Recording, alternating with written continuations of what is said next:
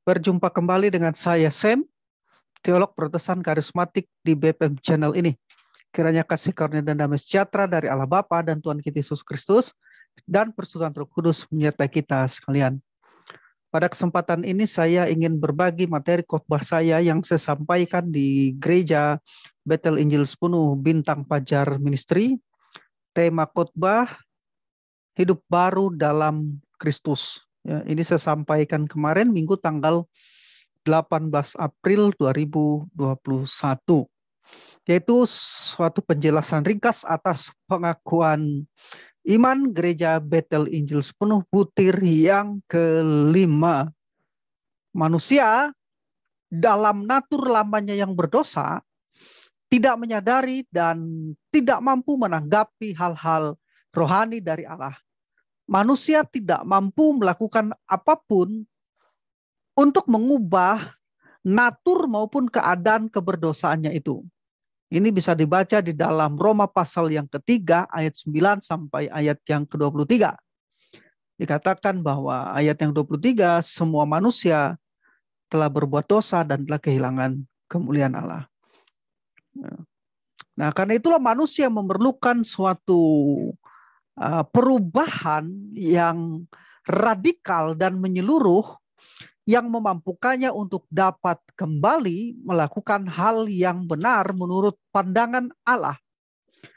Nah, solusi bagi manusia yang telah mati secara rohani adalah kelahiran kembali atau hidup baru secara rohani dalam Kristus. Efesus pasal 2 ayat 1 sampai 10 sebagai ayat rujukannya, dan 2 Korintus 5 ayat yang ke-17. Nah, pengakuan iman Gereja Bethel Injil Sepenuh butir kelima yang berbunyi, kami percaya bahwa manusia hanya dapat diselamatkan jika mereka dijadikan baru di dalam Tuhan Yesus Kristus. Ini tertuang di dalam Tata Gereja Bethel Injil Sepenuh bab yang ke-3 pasal yang ke-6. Nah, pengakuan iman ini ya telah mengakomodir dalam kalimat ringkas salah satu penerapan dari ajaran soteriologis yang sangat penting, yaitu ajaran doktrin tentang hidup baru dalam Kristus atau ajaran tentang regenerasi, doktrin tentang regenerasi. Nah, ajaran hidup baru ini sangat penting. Mengapa? Karena berkenaan dengan awal dari proses kehidupan Kristen. Karena sebaik apapun hidup kita, hidup Anda dan hidup saya, dan sebaik apapun pemahaman kita tentang teologi, jika kita, Anda dan saya belum lahir baru, maka kita belum diselamatkan. Ya. Jadi hidup baru dalam Kristus itu sangat penting sekali. Memiliki pengetahuan teologi itu satu hal yang berbeda dengan memiliki hidup baru di dalam Kristus. Sebaik apapun pemahaman kita tentang suatu pandangan teologi, ketika kita tidak memiliki kehidupan baru atau belum diregenerasi oleh Allah, maka pandangan teologi sebaik apapun akan sia-sia. Karena itu artinya kita belum diselamatkan kalau belum dilahirkan kembali. Belum hidup baru di dalam Kristus. Suatu ketika seorang Farisi dan pemimpin agama Yahudi yang bernama Nikodemus datang kepada Yesus, menunjukkan suatu penghargaan kepada Yesus dan memanggilnya Rabi, guru. Memang Nikodemus belum paham, belum mengerti bahwa Yesus adalah Allah yang berinkarnasi, putra Allah pribadi kedua dari Trinitas yang berinkarnasi, mengambil rupa manusia. Nikodemus belum paham. Dia hanya memberikan penghargaan kepada Yesus bahwa Yesus adalah seorang guru. Nah, dalam dialog pembicaraan tersebut, Yesus memberikan pernyataan yang tegas kepada Nikodemus bahwa jika seseorang tidak dilahirkan kembali, maka ia tidak hanya tidak dapat masuk ke dalam kerajaan Allah. Bahkan melihat kerajaan itu saja tidak dapat. Suatu pernyataan yang tegas. Yohanes pasal 3 bisa dibaca di Yohanes pasal 3 ayat 1 sampai ayat yang ke-21. Khususnya di ayat 3, ayat 4, dan ayat yang kelima. Nah, kata dilahirkan kembali dalam pernyataan Yesus dalam Yohanes 3 ayat yang ketiga adalah genete anoten. Di mana kata genete anoten merupakan bentuk aorist pasif dari ganao, yang berarti memperanakan atau dilahirkan. Sedangkan kata anoten secara harfiah berarti dari atas. Di mana kata ini dapat juga berarti kembali, lagi, atau baru.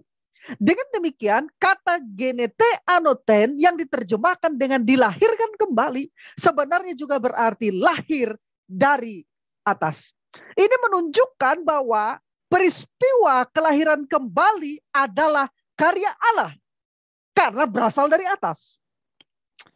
Nah, namun yang hendak ditekankan dari percakapan Yesus dengan Nikodemus ini, perhatikan baik. Yang hendak ditekankan dari percakapan Yesus dengan Nikodemus ini adalah bahwa regenerasi itu mutlak diperlukan. Regenerasi, lahir baru, kelahiran kembali, itu mutlak diperlukan jika seseorang ingin melihat, ingin masuk ke dalam kerajaan Allah atau kerajaan surga. Sekarang saya ingin mengajak kita membaca dasar kitab suci pembahasan kita hidup baru dalam Kristus ini di dalam Efesus pasal 2 ayat yang pertama sampai ayat yang ke-10. Di sana dikatakan di dalam Efesus pasal 2 ayat 1 sampai 10. Kamu dahulu sudah mati karena pelanggaran-pelanggaran dan dosa-dosamu. Kamu hidup di dalamnya karena kamu mengikuti jalan dunia ini. Karena kamu mentaati penguasa kerajaan angkasa, yaitu roh yang sekarang sedang bekerja di antara orang-orang durhaka. Sebenarnya dahulu kami semua juga terhitung di antara mereka ketika kami hidup di dalam hawa nafsu daging dan menuruti kehendak daging dan pikiran kami yang jahat. Pada dasarnya kami adalah orang-orang yang harus dimurkai sama seperti mereka yang lain. Tetapi Allah yang kaya dengan rahmat oleh karena kasih-Nya yang besar yang dilimpahkannya kepada kita telah menghidupkan kita bersama-sama dengan Kristus sekalipun kita telah mati oleh kesalahan-kesalahan kita. Oleh kasih karunia kamu diselamatkan. Dan di dalam Kristus Yesus Ia telah membangkitkan kita juga dan memberi tempat bersama-sama dengan Dia di surga. Supaya pada masa yang akan datang Ia menunjukkan kepada kita kekayaan kasih karunia-Nya yang melimpah-limpah sesuai dengan kebaikannya terhadap kita dalam Kristus Yesus. Sebab karena kasih karunia kamu diselamatkan oleh iman. Itu bukan hasil usahamu tetapi pemberian Allah. Itu bukan hasil pekerjaanmu. Jangan ada orang yang memegahkan diri. Karena kita ini buatan Allah diciptakan dalam Kristus Yesus untuk melakukan pekerjaan baik yang dipersiapkan Allah sebelumnya. Ia mau supaya kita hidup di dalamnya. Perlunya regenerasi. Dari ayat-ayat yang kita baca tadi, regenerasi itu jelas perlu. Dasar dari ajaran perlunya regenerasi adalah presuposisi atau anggapan tentang natur keberdosaan manusia. Manusia telah mati secara rohani, sehingga memerlukan kelahiran kembali atau hidup baru secara rohani. Kita ingat, ya, di dalam ketika saya menjelaskan pengakuan iman di butir yang keempat di video yang sebelumnya, akibat dari dosa pertama Adam dan Hawa, citra Allah dalam diri manusia itu telah tercoreng dan mengakibatkan dosa masuk dan menjalar kepada semua manusia. Roma pasal 3 ayat 10 sampai 12, ayat 23, Roma pasal 5 dan ayat yang 12. Adam dan Hawa telah membuat dosa menjadi aktual pada saat pertama kali di Taman Eden. Sejak saat itu natur dosa telah diwariskan kepada semua manusia. Kita menyebutnya sebagai dosa asal, dosa yang diwariskan. Roma 5 ayat 12, 1 Korintus 15 ayat yang ke-22 jelas berbicara tentang semua manusia berdosa karena mewarisi dosa asal atau dosa dari Adam. Nah, dengan demikian manusia telah rusak total atau disebut juga total depravity. Total depravity adalah pertama, kerusakan akibat dosa asal menjangkau setiap aspek natur dan kemampuan manusia. Jadi yang dimaksud dengan total depravity, pertama, kerusakan akibat dosa asal menjangkau setiap aspek natur dan kemampuan manusia, termasuk pikiran, hati nurani, kehendak, hati, emosi, dan keberadaan secara menyeluruh. Ini bisa dilihat di dalam 2 Korintus 4 ayat yang keempat, 1 Timotius pasal yang keempat ayat yang kedua, Roma 1 ayat 28, dan Efesus 4 ayat yang ke-18. Itu 1 ayat yang ke-15. Dan yang kedua, secara natur, tidak ada sesuatu di dalam diri manusia yang membuatnya layak untuk berhadapan dengan Allah yang benar. Roma pasal 3 ayat yang ke-10 sampai dengan ayat yang ke-12. Namun yang perlu dipahami, yang dimaksud dengan kerusakan total bukanlah berarti bahwa setiap orang telah menunjukkan kerusakannya secara keseluruhan dalam perbuatan. Bukan juga bahwa orang berdosa tidak lagi memiliki hati nurani dan dorongan alami untuk berhubungan dengan Allah. Juga bukan bahwa orang berdosa akan selalu menuruti setiap bentuk dosa. Dan bahwa orang berdosa tidak lagi mampu melakukan hal-hal yang baik dalam pandangan Allah maupun manusia. Tetapi manusia dalam natur lama yang berdosa tidak menyadari dan tidak mampu menanggapi hal-hal rohani dari Allah. Manusia tidak mampu melakukan apapun untuk mengubah natur maupun keadaan keberdosaannya itu. Roma 3 ayat 9-20. Maka jelaslah bahwa manusia memerlukan suatu perubahan yang radikal dan menyeluruh yang memampukannya untuk dapat kembali melakukan hal-hal yang benar menurut pandangan Tuhan. Nah, penjelasan mengenai dosa ini telah saya bahas dalam video yang berjudul Universalitas Dosa, yaitu pembahasan ringkas atas pengakuan iman Gereja Bethel Injil Penuh butir yang keempat. Yang dimana pengakuan iman butir yang keempat ini menyatakan kami percaya bahwa semua manusia sudah terhilang dalam dosa. Ini merupakan rumusan yang jelas tentang universalitas dosa. Rumusan pengakuan ini didasarkan atas pernyataan Alkitab yang jelas baik dalam perjanjian lama maupun perjanjian baru. Karena itu saya menganjurkan saudara untuk membaca, Bapak Ibu dan saudara untuk membaca, menonton video saya yang berjudul Universalitas Dosa di BFM Channel. Ya. Sekarang, apa itu regenerasi? Ya. Regenerasi adalah perubahan radikal dan seketika yang diperlukan untuk memampukan manusia yang telah jatuh ke dalam dosa untuk dapat kembali melakukan hal yang benar menurut pandangan Tuhan. Regenerasi merupakan suatu perubahan radikal dari kematian rohani kepada kehidupan rohani yang dikerjakan oleh Roh Kudus.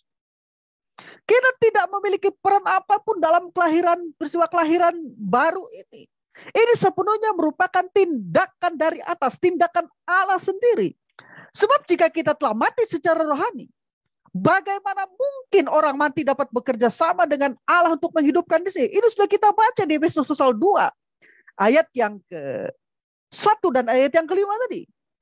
Kita telah mati secara rohani. Dan kalau kita telah mati, bagaimana kita dapat bekerja sama dengan Allah? Dengan demikian, regenerasi itu bersifat monergistik. Ya, bersifat monergistik, yaitu karya Allah sendiri, bukan sinergistik. Suatu hal yang dicapai melalui kerjasama Allah dan manusia, bukan demikian. Jadi sekali lagi ditegaskan regenerasi bukanlah sinergistik. Sesuatu yang dicapai melalui kerjasama Allah dan manusia. Bukan. Tetapi ini bersifat monergistik. Yaitu hanya karya Allah semata-mata saja. Tindakan Allah sendiri. Kata Yunani palingesia muncul dalam Matius 19 ayat yang 28. Diterjemahkan dengan kata penciptaan kembali. Dan dalam Titus 3 ayat 5 diterjemahkan dengan kata kelahiran kembali. Kata ini berkaitan dengan pribadi seseorang dan juga alam semesta serta bersifat eskatologi. Kata Yunani yang berhubungan dengan perubahan dan dilahirkan oleh Roh Kudus adalah anoden. Dan genao yang berarti memperanakan atau melahirkan kembali. Juga sudah saya jelaskan tadi di depan, di pendahuluan. Ini tertulis dalam Yohanes 3 ayat 3-8, Galatia 4 ayat yang ke-9. Nah, beberapa sebutan lain yang menyimbolkan atau menggambarkan regenerasi adalah Hati yang baru, Yeskiel 36 ayat yang ke-26. Ciptaan baru, 2 Korintus 5 ayat 17. Sunat hati, Roma 2 ayat yang ke-29 dan Kolose 2 ayat 11. Batin yang diubahkan, Roma 7 ayat 22, 2 Korintus 4 ayat yang ke-16. Itu tadi pengertian dari regenerasi. Ya. Regenerasi itu merupakan suatu perubahan radikal dari kematian rohani kepada kehidupan yang dikerjakan oleh Roh Kudus. Ini merupakan tindakan yang dilakukan sepenuhnya oleh Allah. Regenerasi ini adalah suatu perubahan yang radikal dan seketika yang diperlukan untuk memampukan kita, manusia yang telah jatuh dalam dosa, untuk dapat kembali melakukan hal yang benar di hadapan Tuhan. Ya. Sekarang saya ingin berbicara, membagikan tentang natur esensial dari regenerasi. Karakteristik atau natur esensial dari regenerasi. Di atas telah disebutkan bahwa regenerasi merupakan suatu perubahan radikal dari kematian rohani kepada kehidupan rohani yang dikerjakan oleh Roh Kudus, yang memampukan manusia yang telah jatuh ke dalam dosa untuk dapat kembali melakukan hal yang benar menurut pandangan Tuhan. Manusia tidak memiliki peran apapun. Perlu saya tegaskan sekali lagi, manusia tidak memiliki peran apapun dalam peristiwa kelahiran baru ini. Ini sepenuhnya merupakan tindakan Allah. Jadi berdasarkan pengertian-pengertian tersebut di atas, paling sedikit ada 4 natur esensial dari regenerasi. Apa itu? Pertama, regenerasi merupakan perubahan yang terjadi secara seketika. Regenerasi merupakan perubahan yang terjadi secara seketika. Regenerasi bukanlah sebuah proses bertahap seperti pengudusan yang progresif, tetapi terjadi secara seketika. Paulus di dalam Efesus pasal 2 ayat yang kelima tadi telah kita baca, dikatakan di sana telah menghidupkan kita bersama-sama dengan Kristus, sekalipun kita telah mati oleh pelanggaran-pelanggaran kita. Oleh kasih karunia kamu diselamatkan. Di sini kata kerja yang diterjemahkan menghidupkan adalah synejo poisen. Memakai bentuk auristensi yang berarti tindakan yang seketika atau sekejap.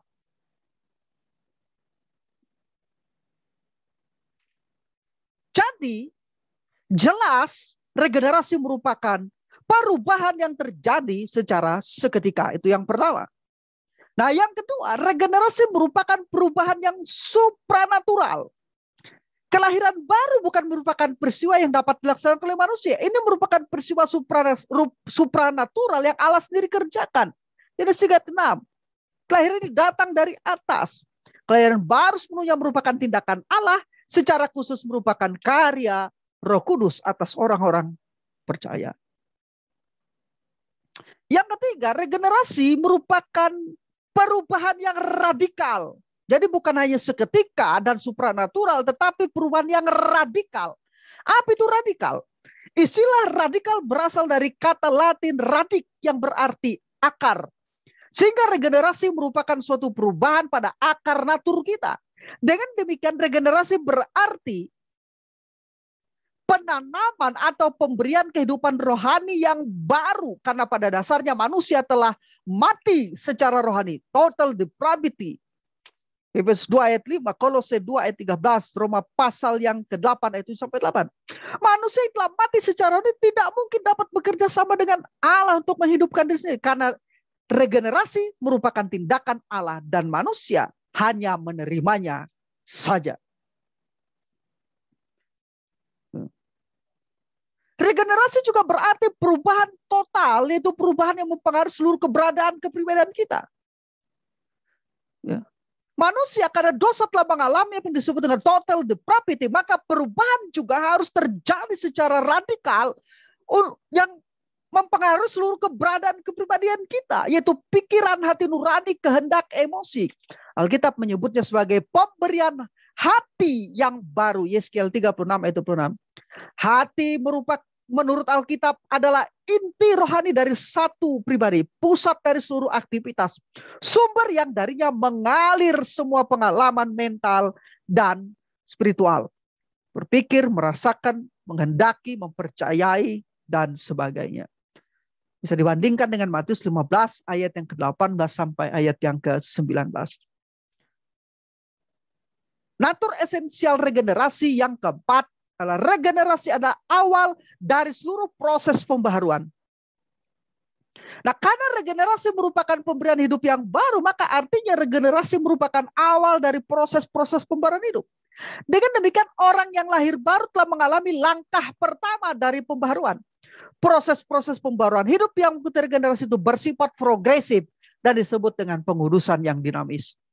Paulus mengingatkan di dalam Kolose 3 ayat 9-10, karena kamu telah menanggalkan manusia lama serta kelakuannya dan telah mengenakan manusia baru yang terus-menerus diperbaharui untuk memperoleh pengetahuan yang benar menurut gambar kaliknya.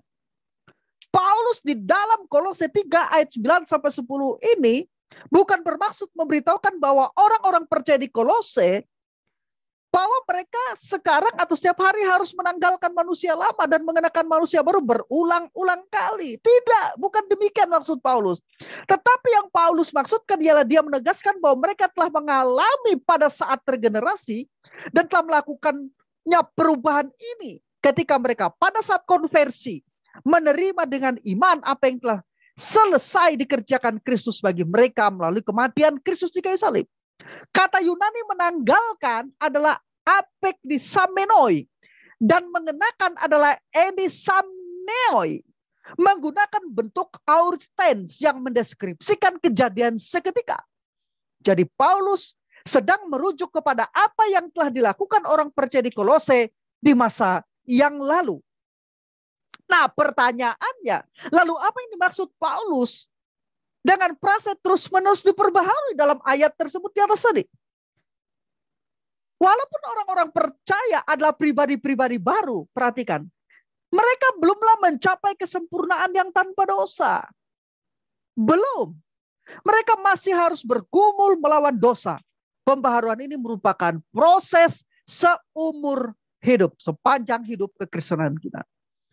Jadi frase terus-menerus diperbaharui tersebut hendak menjelaskan kepada kita bahwa setelah lahir baru, kita harus terus-menerus mengalami proses pengudusan, mencakup pengudusan pikiran, kehendak, emosi, hati nurani. Alkitab menyebutnya dengan istilah pengudusan yang bersifat dinamis, bukan statis, yang progresif, bukan seketika, yang memerlukan pembaharuan, pertumbuhan, dan transformasi terus-menerus. 1 Tesalonika 5 ayat 23, Ibrani 10 ayat 14, 2 Petrus 3 ayat 18 sebagai dasar ayat rujukannya. Selanjutnya Paulus dalam Efesus 4 ayat 23 mengingatkan orang percaya supaya kamu dibaharui ananeostai di dalam roh dan pikiranmu. Bentuk infinitif dari ananeostai yang diterjemahkan dengan dibaharui adalah bentuk present tense yang menunjuk kepada suatu proses yang berkelanjutan. Jadi orang-orang percaya telah lahir baru dan menjadi ciptaan baru dalam Kristus masih diperintahkan untuk mematikan perbuatan-perbuatan daging dan segala sesuatu yang berdosa di dalam diri mereka berupa keinginan-keinginan daging. Bisa dibaca ayat rujukannya Roma 8 ayat 13, Kolose 3 ayat 5. Serta menyucikan diri dari segala sesuatu yang mencemari tubuh dan roh. 2 Korintus 7 ayat 1. Jadi Alkitab memberitahu kita bahwa sebagai orang Kristen kita telah diselamatkan dari hukum dosa. Dan kita telah diselamatkan dari kuasa dosa. Tapi kita baru diselamatkan dari kehadiran dosa sepenuhnya. Suatu hari nanti ketika Yesus datang kembali. Kita benar-benar diselamatkan saat ini. Tetapi belum sepenuhnya sempurna. Tapi kepenuhan pengharapan kita mengizinkan kita untuk memiliki pengharapan yang penuh. Dan yakin sekarang akan semua yang akan datang kepada kita pada akhirnya. Bagi orang Kristen yang terbaik sempurna masih belum datang. Itu akan terjadi pada saat Yesus Kristus datang kembali untuk yang kedua kalinya. Pada saat itulah kita menerima kepenuhan, kesempurnaan dari proses-proses keselamatan kita yang dikerjakan oleh Allah di dalam Kristus di dalam hidup kita. Alkitab memberitahu kita bahwa sebagai orang Kristen kita telah diselamatkan dari hukum dosa. Telah diselamatkan dari kuasa dosa. Ya. Jadi kita diselamatkan dari kehadiran dosa. Itu hanya terjadi nanti pada saat Yesus datang kembali. Tapi kita benar-benar diselamatkan ketika kita sudah lahir baru. Hanya belum sepenuhnya. Karena kita masih menanti kesempurnaan yang Tuhan berikan kepada kita pada waktu Dia datang kembali, yaitu Tuhan kita, Yesus Kristus. Nah, sekarang akibat-akibat dari regenerasi. Regenerasi merupakan misteri. Karena merupakan karya Allah semata-mata. Dan kita tidak pernah dapat melihat dan merasakan. Kita tidak pernah tahu persis kapan regenerasi itu terjadi pada kita. Kita hanya dapat mengamati efek-efek dari regenerasi itu saja. Dan mengamati bukti-bukti dari perubahan yang terjadi. Berikut ini akibat-akibat dari regenerasi. Yang pertama, memampukan seseorang percaya dan bertobat.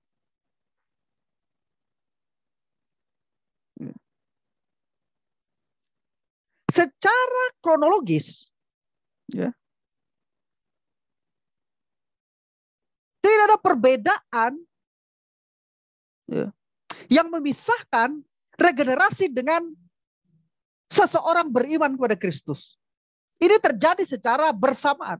Namun secara logis, regenerasi harus mendahului percaya, mendahului beriman. Kenapa? Karena orang yang mati secara tidak mungkin bisa beriman. Maka harus ada regenerasi merupakan tindakan Allah, barulah kita bisa merespon dengan iman keselamatan itu. Ini yang disebut dengan keselamatan itu semata-mata anugerah. Seseorang dilahirkan baru lebih dahulu, ini akan memampukan dia percaya kepada Kristus untuk keselamatannya, bertobat dari dosa-dosanya. Seseorang dapat memberi respon di dalam iman dan pertobatan hanya setelah Tuhan memberikan kehidupan yang baru kepadanya, menanamkan kehidupan yang baru secara rohani dalam dia. Iman dan pertobatan disebut dengan istilah perpalingan atau conversion. Beriman berarti berpaling kepada Kristus untuk mengampuni dosa-dosa dan bertobat, merupakan suatu keputusan sadar untuk berpaling dari dosa-dosa. Jenis iman ini mengakui bahwa seorang tidak dapat menyelamatkan diri sendiri, pada saat yang sama mengakui hanya Kristus saja yang dapat melakukannya. Jadi, ya, tidak ada perbedaan waktu antara kelahiran baru dengan beriman kepada Kristus. Itu terjadi seketika bersamaan. Namun secara logis, bukan kronologis, secara logis, regenerasi merupakan tindakan Allah oleh kasih karunia menghidupkan kita harus mendahului beriman. Karena orang tidak mungkin bisa beriman kalau dia masih mati secara rohani. Itu penjelasan secara logis, bukan kronologis. Secara kronologis itu terjadi bersama-sama regenerasi dan beriman. Yang kedua, akibat dari regenerasi perubahan atau transformasi. Kelahiran baru oleh Roh Kudus mengakibatkan perubahan. Kelahiran baru ini tidak disadari atau tidak dirasakan saat terjadi, tetapi dapat diamati lewat kepekaan baru terhadap hal rohani, arah hidup yang baru serta kemampuan untuk hidup benar dan menaati Allah. Perubahan ini meskipun tidak disadari menghasilkan hati atau kardia yang diubahkan yang memimpin kepada karakter yang diubahkan dan kemudian menghasilkan hidup yang diubahkan. 2 Korintus 5 ayat 17. Ayat ini menjelaskan kepada kita bahwa setelah lahir baru kita harus terus-menerus mengalami proses pengudusan mencakup pikiran, kehendak, emosi, dan hati nurani. Alkitab menyebutnya dari istilah pengudusan. 1 Tesalonika 5 ayat 23, Ibrani 10 ayat 14, 2 Petrus 3 ayat yang ke-18. Nah, yang ketiga, pembaharuan pikiran. Paulus di dalam Roma 12 ayat 2 mengatakan, janganlah kamu menjadi serupa dengan dunia ini, tetapi berubah oleh pembaharuan budimu, sehingga kamu dapat membedakan manakah kehendak Allah, apa yang baik, yang berkenan kepada Allah, dan yang sempurna. Kata Yunani nous yang digunakan di sini berarti akal budi atau pikiran. Pembaharuan nous adalah syarat untuk bisa mengenal dan melakukan kehendak Allah. Apa yang diyakini oleh pikiran nous akan mempengaruhi perilaku kita. Roma pasal 14 ayat 1-8. Pembaharuan akal budi nous akan menghasilkan perubahan perilaku. Nah, yang dimaksud dan perubahan perilaku ialah perubahan karakter, sikap, dan perbuatan atau tindakan seseorang yang dapat dilihat, visible, dapat diamati, observable, dan dapat diukur. measurable. Jadi perubahan perilaku akan teraktualisasi dalam sikap, tindakan, dan perbuatan karena telah mengalami pembaharuan nous terlebih dahulu. Efesus 4 ayat 17 sampai ayat yang ke-32. Ya. Nah, sekarang yang keempat, akibat dari regenerasi adalah menghasilkan buah roh. Regenerasi oleh Roh Kudus mengakibatkan kita mampu menghasilkan buah Roh Kudus. Galatia 6 ayat 22 sampai ayat yang ke-23. Buah Roh Kudus di sini ditulis dalam bentuk tunggal, yaitu kata Yunani karpos. Walaupun buah Roh Kudus itu satu bentuknya, tetapi majemuk sifatnya. Kesatuan dan banyak segi dari buah roh ini mencerminkan integritas dan keharmonisan. Dengan kata lain, buah Roh Kudus hanya satu, tetapi memiliki 9 rasa. Buah Roh Kudus ini berasal dari dalam dan tidak ditambahkan dari luar, tapi dari luar ke dalam. Ini adalah hasil kehidupan baru saat orang percaya dilahirkan kembali oleh Roh Kudus.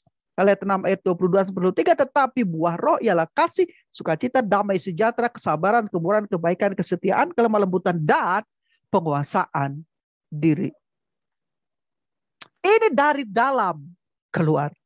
Sebagai karya Roh Kudus, tindakan Allah yang telah melahir barukan kita, salah satu dampaknya ialah menghasilkan buah roh di dalam kita, keluar, dari dalam keluar. Regenerasi itu perubahan dari dalam keluar. Nah, sekarang akibat yang kelima dari regenerasi adalah relasi yang baru. Regenerasi yang dikerjakan Roh Kudus membawa orang percaya dalam relasi yang baru dengan Tuhan. Tadi mati manusia itu, tidak memiliki hubungan dengan Tuhan, tidak dapat berkomunikasi secara dengan Tuhan. Lalu dihidupkan sehingga dapat dimampukan untuk berelasi dengan Tuhan. Suatu relasi yang akrab dan dinamis, relasi yang akrab karena kita dijadikan sebagai anak-anak Allah. Dan kita memanggil Allah sebagai Bapa kita. Paulus mengatakan, roh yang menjadikan kamu anak Allah, oleh roh itu kita berseru, ya Aba, ya Bapa, Roma 8 ayat 15. Relasi yang dinamis artinya karena ia menyertai kita senantiasa dan bekerja di dalam dan melalui kita orang percaya. Tuhan Yesus mengatakan yaitu roh kebenaran. Kamu mengenal dia sebab ia menyertai kamu dan akan diam di dalam kamu. Yohanes 14 ayat yang ke-17. Akibat yang berikutnya dari regenerasi ialah arah yang baru. Regenerasi memampukan seseorang untuk dapat kembali melakukan hal yang benar menurut pandangan Tuhan. Ketika kita mati secara rohani, kita tidak mampu melakukan apapun yang benar di hadapan Tuhan. Bukan berarti kita tidak bisa berbuat baik. Tapi dalam pandangan Allah kita tidak mampu. Dan itu Roma pasal 3 ayat 10. Tidak ada seorang pun yang benar. Tidak ada seorang pun yang baik. Tidak ada seorang pun yang berakal budi. Tidak ada seorang pun yang mencari Allah. Roma pasal 3 ayat 23. Semua telah berbuat dosa dan telah kehilangan kemuliaan. Kalau dikatakan semua, maka tidak ada satupun yang luput. Maka regenerasi hidup baru memampukan kita untuk mengenal dan melakukan kehendak Allah. Orang-orang yang telah lahir baru sekarang berjalan dan hidup di dalam terang Allah. Hidup di dalam terang itu. Yohanes 3 ayat 21, Roma 13 ayat 12, Efesus 5 ayat 9, 1 Yohanes 1 ayat yang ke-7. Yang ke-7 sekarang, akibat dari regenerasi, menerima karunia-karunia Roh Kudus. Jika tadi buah Roh Kudus, sekarang karunia-karunia Roh Kudus. Roh Kudus yang melahir barukan juga tidak hanya memberikan buah, tetapi memberikan karunia-karunia roh kepada setiap orang percaya. Di mana setiap orang percaya memiliki karunia yang berbeda. Ayat rujukannya 1 Korintus 12 ayat 7 sampai 11. Roma 12 ayat 3 sampai 9. Kata Yunani untuk karunia-karunia adalah karismata. Bentuk tunggalnya adalah karis. Tujuan dari karunia-karunia roh adalah memampukan orang-orang percaya untuk melakukan berbagai bentuk pelayanan. Perhatikan. Tujuan dari karunia-karunia rohani adalah untuk memampukan orang-orang percaya untuk melakukan berbagai bentuk pelayanan guna pembangunan tubuh Kristus. Sehingga Kristus dimuliakan. Dengan demikian tidak satupun dari orang percaya yang tidak diberi karunia rohani. Semua orang percaya memiliki karunia rohani. Minimal satu karunia rohani. Karena tujuannya adalah untuk pelayanan pembangunan tubuh Kristus. Bukan untuk saya kalau saya diberikan, tapi untuk membangun tubuh Kristus. Dan Anda juga memiliki karunia. Bukan untuk Anda, tetapi untuk Anda membangun, melayani tubuh Kristus. Jadi banyak orang salah paham tentang karunia ini, sehingga merasa bahwa karunia adalah untuk dia, milik dia. Tidak, itu diberikan cuma-cuma, bukan sebagai milik kita pribadi untuk kita gunakan seenak kita, tapi ada tujuan Allah memberikan karunia itu. Itu untuk kita terlibat di dalam pelayanan dan membangun tubuh Kristus. Ya. Bersama-sama dengan anggota tubuh Kristus lainnya. Sekarang yang terakhir, akibat dari regenerasi yang saya bagikan di sini adalah menjadi anggota tubuh Kristus. Orang yang belum lahir baru, perhatikan, ini agak tegas dan mungkin agak tidak enak di telinga saudara. Orang yang belum lahir baru, walaupun dia sudah ke gereja, dia bukanlah anggota tubuh Kristus. Dia belum menjadi anggota tubuh Kristus.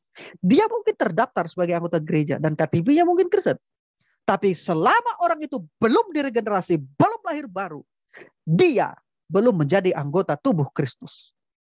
Pada saat seorang dilahirkan baru, maka seketika ia menjadi bagian dari anggota tubuh Kristus. Siapa yang menempatkannya? Bukan dia, tapi Yesus sendiri menempatkan orang itu ke dalam keanggotaan tubuhnya. Ini yang disebut dengan gereja yang universal. 1 Korintus pasal 12 dan 13. Berdasarkan ayat itu, tujuan dari baptisan Roh Kudus adalah untuk menempatkan orang-orang percaya ke dalam tubuh Kristus. Semua orang percaya disebut sebagai objek baptisan. Roh Kudus merupakan unsur yang ke dalam mana atau dengan mana mereka dibaptis. Dan tujuan baptisan adalah agar orang-orang percaya dapat membentuk satu tubuh. Eis hen soma di dalam 1 Korintus 12-13 itu. Tubuh Kristus ini disebut dengan gereja eklesia. Baik yang kelihatan gereja universal maupun yang tidak kelihatan. Baik yang tidak kelihatan gereja universal maupun yang kelihatan yaitu gereja lokal. Jika kita membaca seluruh kisah para rasul, maka kita mendapat pengertian betapa pentingnya gereja lokal bagi setiap orang yang telah lahir baru. Dia tidak hanya menjadi anggota gereja universal, ditempatkan oleh Yesus sendiri ke dalam tubuhnya, sebagai anggota dari tubuhnya. Tetapi orang yang sudah lahir baru ini juga harus menjadi bagian dari anggota gereja lokal. Jelas sekali bahwa sudah menerima Tuhan, orang-orang selalu akan bergabung menjadi anggota suatu gereja lokal. Itu saudara yang mendengarkan video ini, Bapak, Ibu, dan saudara yang mendengarkan video ini, kalau kamu belum menjadi anggota gereja lokal, segera daftarkan dirimu menjadi anggota gereja lokal, yaitu gereja yang mencintai firman Allah, yang mengajarkan firman Allah. Ya. Mengajarkan doktrin-doktrin yang sehat. Ya. Dan gereja juga yang melibatkan saudara di dalam pelayanan pekerjaan Tuhan. Karena Anda ditempatkan sebagai anggota tubuh Kristus untuk melayani orang lain dengan karunia yang Tuhan berikan kepada Anda. Seperti orang lain juga diberi karunia oleh Tuhan untuk melayani Anda. Ya. Kita mendapati bahwa tidak seorang pun yang belum diselamatkan yang berhak bergabung menjadi anggota jemaat lokal. Dan tidak seorang pun yang sudah diselamatkan yang tidak mempunyai tempat tinggal penampungan rohani. Bahkan Rasul Paulus sendiri, misionaris yang ternama itu, tetap bergabung dan punya hubungan yang erat dengan gereja lokal Antioquia yang mengutusnya. Saya ingin memberitahu kepada saudara, ketika saudara dilahirkan baru, bukan berarti semua masalah saudara diselesaikan, dapat selesai begitu saja, tidak. Tapi ketika saudara mendapatkan kelahiran baru sebagai karya Allah, maka masalah utama yang memisahkan kita dari Allah telah diselesaikan. Hidup baru merupakan jaminan bagi kita untuk berada di surga. Orang yang belum lahir baru sama dengan orang yang masih berada di dalam posisi mati secara rohani. Dan orang yang mati secara rohani ini tempatnya di mana? Di neraka. Nanti saya jelaskan sedikit di closing statement saya. Jadi ketika orang lahir baru, ya, itu berarti dia sudah pindah dari dalam maut ke dalam hidup. Itu berarti dia sudah pindah dari neraka ke surga. Sementara orang yang KTP-nya Kristen, tapi belum pernah lahir baru walaupun dia ke gereja, pernah diterangi hatinya, pernah mengecapkan surgawi, berada dalam perkumpulan orang percaya, tapi tidak pernah lahir baru, dia tidak pernah akan bisa berada di surga. Sampai kapan, Bu? Jadi kenapa orang ke neraka? Karena dia belum lahir baru. Jadi ketika kita mendengarkan berita Injil, menerima berita Injil itu, percaya bahwa Yesus adalah Tuhan dan Juru Selamat, menerima mengakui Yesus adalah Tuhan dan Juru Selamat dalam hidup kita, seketika kita dilahirkan baru itu terjadi bersama-sama. Antara regenerasi dengan kita percaya beriman baru terjadi secara bersamaan, secara kronologis. Ya. Dan inilah yang disebut dengan hidup yang kekal, lahir baru yang diberikan kepada kita. Dan lahir baru ini tidak bisa batal. Orang yang telah dilahirkan baru oleh Roh Kudus, benar sekali selamat tetap selamat, saya yakin itu. Tapi orang yang telah lahir baru itu akan bertekun sampai akhir. Jadi kalau orang ini merasa lahir baru, merasakan belum tentu lahir baru. Ya. Kemudian dia murtad, dia sebenarnya belum pernah lahir baru. Sampai dia meninggal, dia tetap di dalam kemurtadannya. Orang ini tidak selamat, karena belum lahir baru. Orang yang lahir baru, dilihat, akan terus bertekun di dalam iman sampai kesudahnya. Bukan berarti dia tidak mengalami kelemahan-kelemahan manusia. Karena tadi di atas dijelaskan kita masih belum sempurna. Kebebasan sempurna dari dosa hanya akan terjadi waktu Yesus datang kembali untuk yang kedua kalinya. Ini yang disebut dengan keselamatan yang prospektif. Ya. Jadi kita diselamatkan di masa lalu posesif, di masa kini dan di masa depan secara progresif. Posesif, ya progresif, ya, prospektif dan progresif. Masa lalu posesif, masa kini progresif, dan masa depan prospektif. Keselamatan yang lengkap itu mencakup 3 hal itu. Posesif, progresif, dan prospektif. Masa lalu, masa kini, dan masa yang akan datang. Saudara-saudaraku dikasihi oleh Tuhan, ini sebabnya hidup baru dalam Kristus itu sangat penting sekali. Orang ke neraka itu karena dia belum pernah lahir baru. Kalau dia sudah lahir baru, dia tidak akan ke neraka. Dia sudah dipindahkan dari dalam maut ke dalam hidup. Dan orang yang telah lahir baru ini, di dalam genggaman Yesus dan genggaman Allah, tidak ada yang dapat merebut mereka dari tangan Yesus dan tangan Bapa. Oh, syukur semua oleh karena anugerahnya. Saya bersyukur saya diselamatkan oleh karena anugerahnya. Saya bersyukur saya lahir baru bukan karena upaya dan usaha, tapi karena anugerahnya. Saya selamat bukan karena jasa saya, bukan karena perbuatan baik saya, bukan karena usaha saya, bukan karena pekerjaan saya, tapi karena jasa seseorang. Siapa itu? Jasa Yesus, karya Kristus, usaha Kristus, pekerjaan Kristus bagi saya. Oh, syukur, terima kasih hanya bagi Tuhan. Kemuliaan hanya bagi Dia saja. Closing statement saya. Manusia dalam natur lama yang berdosa tidak menyadari dan tidak mampu menanggapi hal-hal rohani dari Allah. Manusia juga tidak mampu melakukan apapun untuk mengubah natur maupun keberdosaannya. Roma 3 ayat 9-20. Maka jelaslah bahwa manusia memerlukan suatu perubahan yang radikal dan menyeluruh yang memampukannya untuk dapat kembali melakukan hal-hal yang benar menurut pandangan Tuhan. Akibat dari dosa warisan atau dosa asal adalah manusia mengalami kematian rohani yang ditandai dengan terputusnya, terpisahnya hubungan dengan Allah. Tadi dikatakan kamu telah mati. Kematian rohani. Ya, ditandai dengan terputusnya, terpisahnya hubungan dengan Allah. Terputusnya hubungan dengan Allah atau terpisahnya hubungan dengan Allah dalam kehidupan sekarang. Yohanes 5 ayat 24, Roma 5 ayat 12-21, Roma 8 ayat 6, Efesus 2 ayat 1, 1 Timotius 5 ayat 6. Itu ayat-ayat rujukannya. Nah, jika hal ini tidak berubah, kematian rohani ini tidak berubah, tetap mati rohani di sepanjang hidup, maka orang tersebut akan mengalami kematian kekal. Jadi jika manusia yang mati secara rohani tidak mengalami perubahan, tetap mati seumur sepanjang hidupnya, mati secara rohani, maka dia akan mengalami kematian kekal atau kematian kedua. Wahyu 20 ayat 11 sampai ayat yang ke-15 bicara tentang kematian kedua. Ini yang disebut dengan dilemparkan ke Gena atau neraka. Kematian kedua atau kematian kekal di mana manusia akan dibuang ke tempat yang gelap, penuh dengan siksaan yang akhirnya membawa mereka jauh dari hadirat Allah untuk selama-lamanya. Ayat rujukannya Matius 10 ayat 28, Matius 25 ayat 41, 2 Tesalonika 1 ayat 9, Ibrani 10 ayat 31, Wahyu 14 ayat 11, Wahyu 20 ayat 11 sampai 15. Nah, jalan keluar dari dosa warisan atau dosa asal ini adalah hidup baru di dalam Kristus. Satu-satunya, tidak ada yang lain.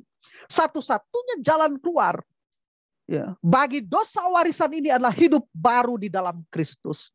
Yaitu pemberian hidup baru merupakan solusi bagi kematian manusia secara rohani. Kematian rohani itu tidak ada solusi lain. Sekali lagi, hanya hidup pada. Karena itu ketika engkau mendengar Injil, mendengar tentang Yesus, engkau harus percaya kepada berita Injil itu. Mengakui Yesus Tuhan dan Juru Selamat, menerima dengan iman, mengakui. Sebab dengan hati orang percaya dibenarkan, dengan mulut orang mengaku dan diselamatkan. Kata Rasul Paulus di dalam Roma pasal 10, ayat 10. Orang-orang yang telah lahir baru adalah bagian dari ciptaan baru Allah. Mereka telah menjadi ciptaan baru dalam Kristus. 2 Korintus 5 ayat 17, Efesus 2 ayat yang 10. Sudah kita baca tadi. Dan karunia Roh Kudus akan memberi kuasa kepada orang percaya ini sehingga dapat hidup bebas dari kekuasaan hidup yang lama. Galatia 5 ayat 16 sampai 25. Orang-orang yang telah lahir baru inilah nanti yang akan menjadi penghuni langit baru dan bumi baru dari kerajaan surga. Bapak, Ibu, dan saudara-saudaraku dikasihi oleh Tuhan, dengar baik. Orang dibuang ke neraka itu karena mereka belum lahir baru. Apa itu neraka? Neraka adalah tempat terpisah dari Allah untuk selama-lamanya. Neraka adalah tempat di mana Allah tidak ada. Benar, neraka adalah tempat siksaan. Benar, neraka adalah tempat iblis dan pengikut-pengikutnya dibuang untuk selama-lamanya dihukum. Benar, neraka adalah tempat di mana maut dan kerajaan maut akan dilemparkan dan semua orang yang tidak percaya, seperti yang tertulis Wahyu 20 ayat 11 sampai 15, akan dibuang ke neraka. Tempat siksaan kekal di mana ada api belerang yang menyala-nyala dan juga ada ulat belatung yang akan menggerogoti tubuh kebangkitan orang yang tidak percaya. Jadi roh, jiwa, dan tubuh tersiksa di neraka. Namun, apa itu neraka? Saya beritahu, neraka adalah tempat di mana Allah tidak hadir di sana. Jadi manusia berdosa yang ingin terpisah dengan Allah, ketika dia tidak bertobat, tidak mengalami kelahiran baru, tidak menerima pemberitaan Injil. Ketika Injil itu diberitakan, orang yang ingin terpisah dari Allah ini akan dipisahkan selama-lamanya dari Allah. Di mana tempatnya? Di neraka.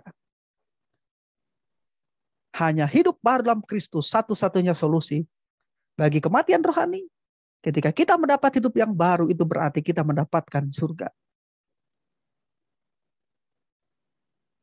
Yesus berkata, Yohanes pasal 3:16, karena begitu besar kasih Allah akan dunia ini sehingga ya mengorbankan, mengaruniakan anaknya yang tunggal, supaya setiap orang yang percaya kepadanya tidak binasa melainkan beroleh hidup kekal. Kata binasa itu adalah kematian yang merujuk kepada neraka. Hidup yang kekal merujuk kepada kehidupan bersama-sama dengan Yesus di surga. Karena itu merupakan hal yang benar.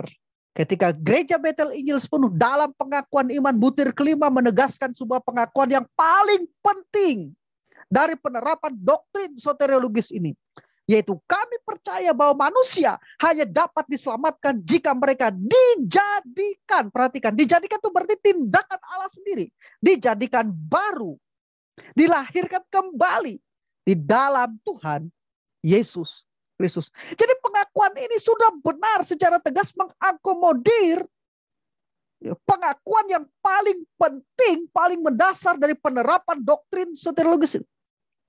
Sehingga dikatakan kelahiran baru ini adalah awal dari seluruh proses pembaharuan di dalam sepanjang kehidupan kekristenan kita.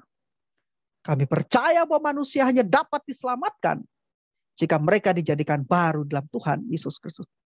Inilah pengakuan iman yang jelas, pengakuan iman yang tegas, ringkas, tegas, dan jelas, yang menggambarkan sebuah doktrin yang sangat dasar sekali dari kehidupan Kristen. Seperti saya katakan di atas, sebaik apapun teologi Anda dan pemahaman Anda, jika Anda belum lahir baru, Anda tidak akan pernah berada di surga. Maka lahir baru adalah syarat di mana Anda akan berada di surga. Karena itu ketika mendengarkan Injil, berita tentang Yesus, percaya dan terima dan akui adalah Tuhan dan Juru Selamat. Demikian yang bisa saya bagikan. Saya, Sam, teolog Protestan, karismatik.